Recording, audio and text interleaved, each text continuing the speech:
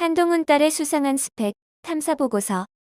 수준이 높은 논문이 아니라 고등학생도 쓸 수 있다고요?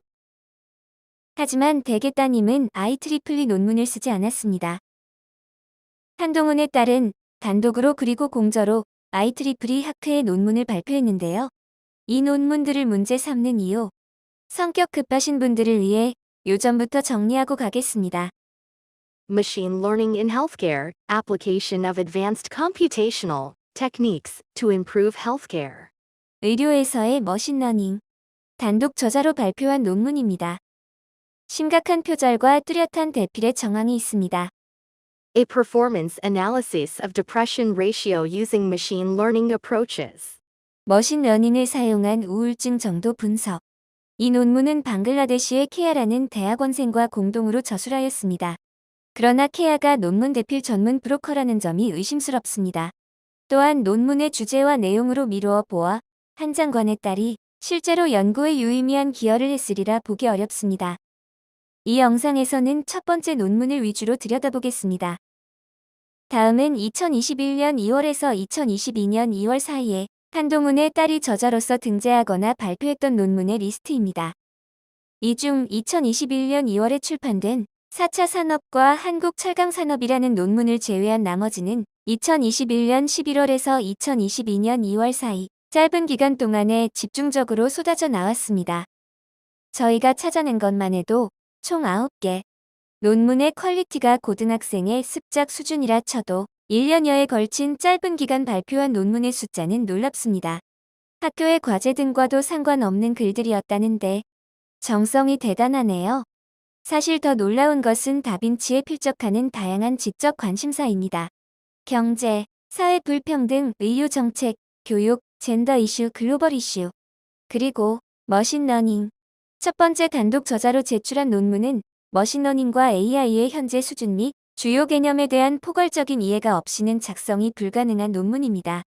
두 번째 방글라데시인 케아와 함께 쓴 논문의 경우 그 논문에서 분석에 동원된 방법론으로 미루어 보아 AI에 대한 기초를 넘어서는 지식과 실제 알고리즘, 클래시파이어에 대한 충분한 사용 경험이 없이는 쓸 수 없는 논문입니다.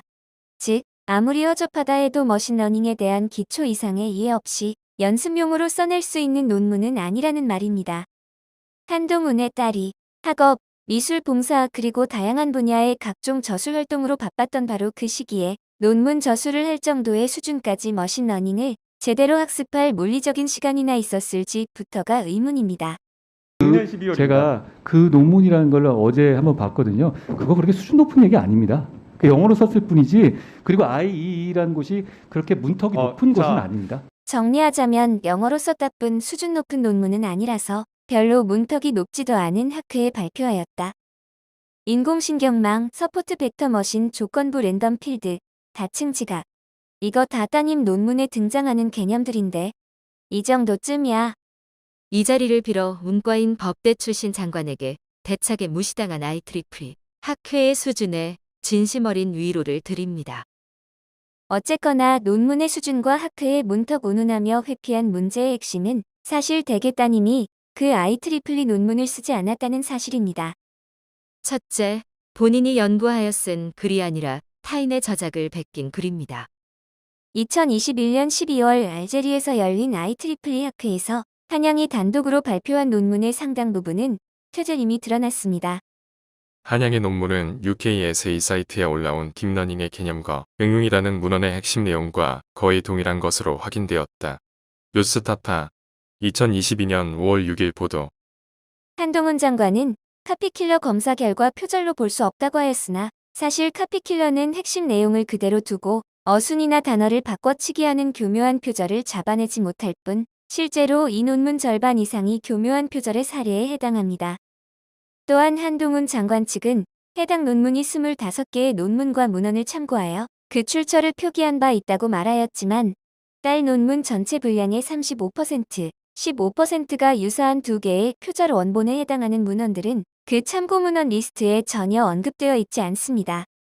딸의 에세이 주제는 헬스케어이며 그 결론도 언급한 에세이인 딥러닝의 개념과 응용이라는 논문과는 전혀 상이한 것으로 보인다는 한동훈 장관의 해명도 본질을 비껴갔습니다. 먼저 핵심 내용이 아니라 하여 딥러닝의 개념과 응용을 표절한 행위가 용인될 수는 없습니다.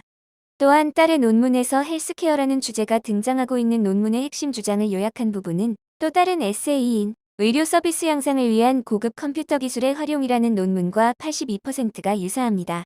전체 논문의 15%에 해당하는 분량입니다. 사실 한 장관 딸의 에세이는 2개의 논문을 오려 붙인 수준의 논문입니다. 상이하다는 판단은 허위입니다.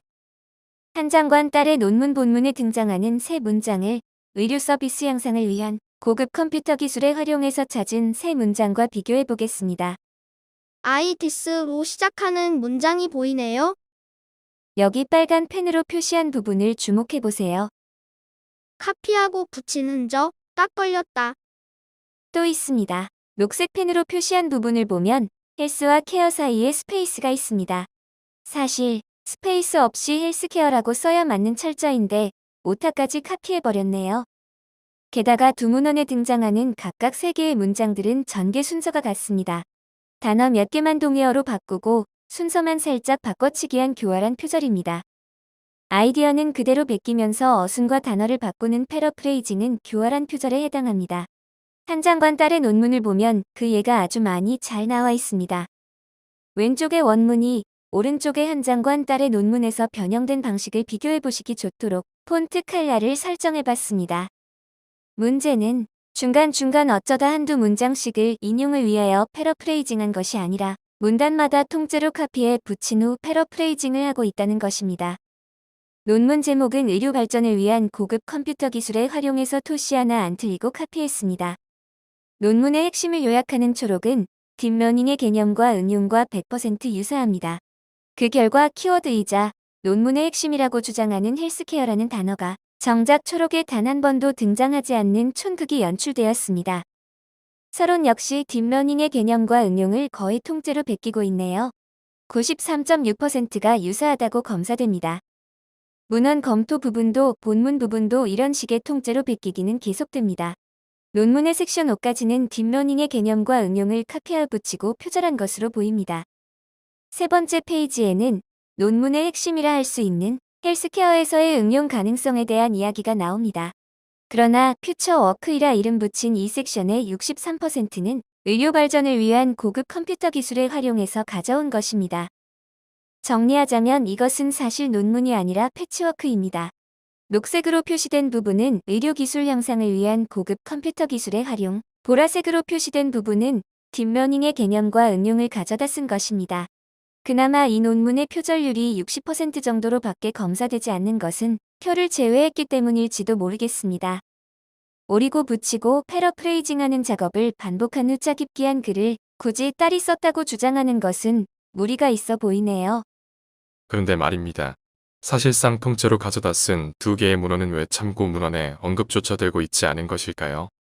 그렇습니다. 딥러닝의 개념과 응용이라는 문헌도 의료 발전을 위한 고급 컴퓨터 기술의 활용이라는 논문도 참고 문헌에는 없습니다. 문장 전개 순서까지 동일한 본인 논문의 절반 이상의 분량을 제공하고 있는 이 문헌들을 참고 문헌 목록에서도 제외시켰다면 이는 아주 의도적인 표절입니다. 원본 문헌의 레퍼런스들도 한양의 논문 참고 문헌 목록에는 전혀 없습니다. 대신 전혀 다른 참고 문헌들이 있어 검토해봤습니다.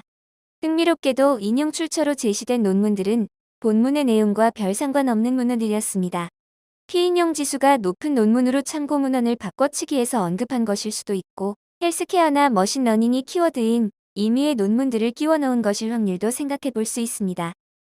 참고 문헌은 혹시 위장술 아닐까요? 상당 부분 표절의 결과로 만들어진 IEEE 단독 논문의 또 다른 문제는 대필의 흔적입니다. 한 장관의 딸이 기존의 약탈적 학술지에 기고했던 논문들과 IEEE 단독 저자 논문을 비교해보면 문법 수준, 문체 등에서 전혀 다른 글쓰기 스타일이 감지됩니다.